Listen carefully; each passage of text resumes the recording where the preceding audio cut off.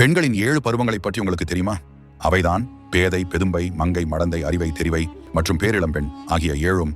பேதை என்பது கள்ளமற்ற வெகுளித்தனமான பெண் குழந்தை. 5 வயது முதல் 7 வயது வரையுள்ள பெண் பருவமாகும். பெதும்பை என்பது சற்று புரிந்து கொள்ளும் தன்மையுடைய ஆனால் விவரமறியாத பெண் பிள்ளை. 8 வயது முதல் 11 வயது வரையுள்ள பெண் பிள்ளைகளின் பருவமாகும். மங்கை என்பது பருவகால மாற்றங்களை புரிந்து கொண்ட மங்கை. 12 வயது முதல் 13 வயது வரையுள்ள பருவ பெண்ணாகும். மடந்தை என்பது காதல் விஷயங்களில் சிக்கக்கூடிய வயது. உள்ளம் இழகக்கூடிய பெண்ணின் வயது காலம் இது.